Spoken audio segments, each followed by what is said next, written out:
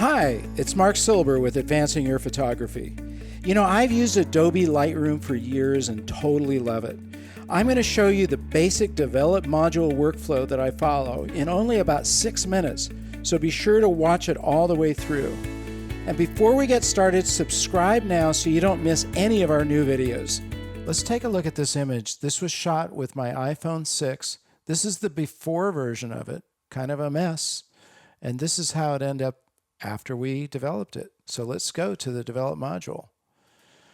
Okay, so starting with this image, there's a lot of problems here.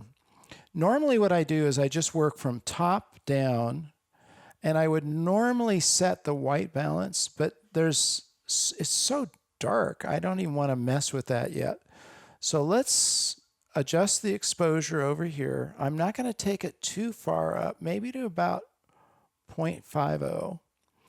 I invariably adjust the contrast. I like strong contrast in a photograph. It helps it pop, so I'm going to bring this up to about 47. We're not going to be able to see it yet until we go through some of these other sliders. I'm not changing the highlights because there's really not a lot that needs work there. We might check it later. The shadows, however, I'm going to bring that all the way over, all the way up to 100. Now look what that did. That brought out all that information in the shadow area that was not there a moment ago. Okay, the whites I like to set a pure white and a pure black.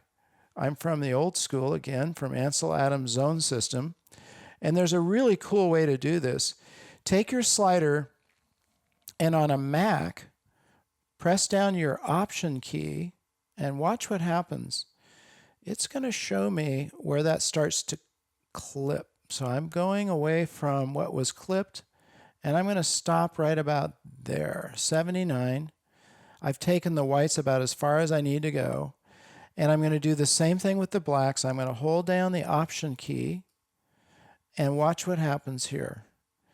So we're starting to get some clipping here of the blacks. I'm not really too concerned about that because these are very dark areas anyway. So we're at minus 60. I'm going to leave it there.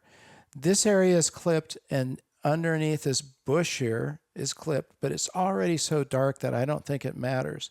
Okay. Now our next area of the develop module is called presence. What does presence mean? You know, when you say that person has a lot of presence, it means you feel them. There's something distinctive about them. And these sliders basically help you bring out the distinctiveness of your photograph. I love clarity. What it does is it adjusts the mid-tone contrast, which helps to bring out your texture. Now look at what's happening here. If I slide it over this way, that texture goes away here. It's all kind of blurred together. As I slide it to the right, I'm bringing up more and more texture. I'm going to go all the way to about 75.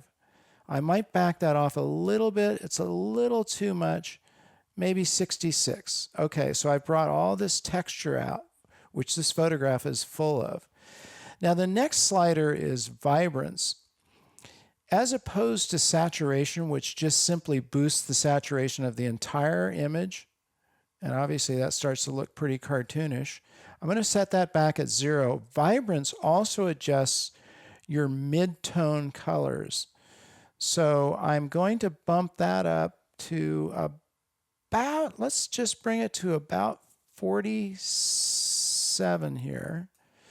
Okay, again, we're probably going to adjust that. Remember, this is called the develop module. So you're using all your sliders to develop the image, which means there's going to be some back and forth as you go through this.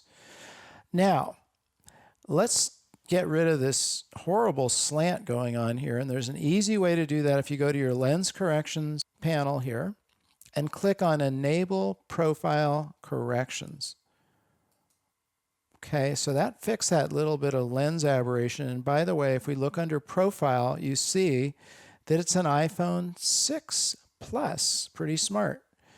Okay, but this is the cool thing. So it's definitely off level. All I have to do is hit this, and it does a good job of finding the natural level here. Now the ground is already sloping here, so we're not going to level that out.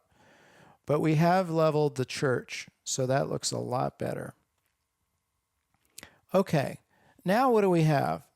We haven't adjusted the white balance, but I'm not quite satisfied with the exposure yet. Still looks kind of dark, so I'm going to bump it over just a little bit.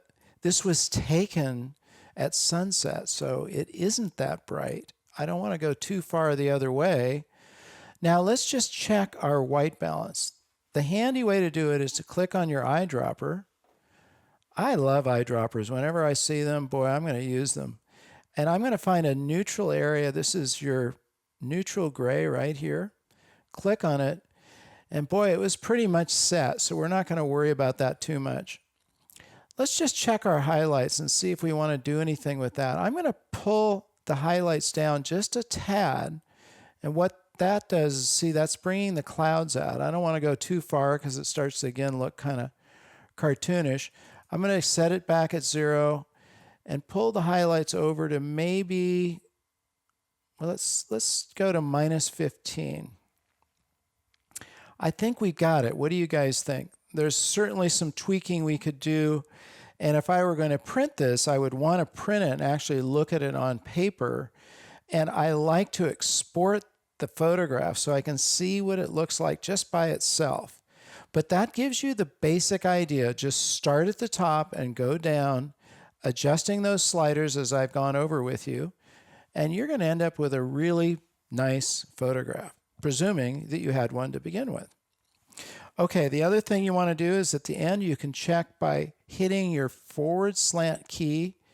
That's what it looked like before we did these adjustments, and here's where it is at the end. I hope you guys enjoyed this. Be sure to subscribe. We're going to be bringing you a lot more videos. We love it when you like us. I love to hear from you, so leave a comment or a question. Let me know what you want to hear next. Share these videos with your friends, and be sure to get out and capture your own images of life.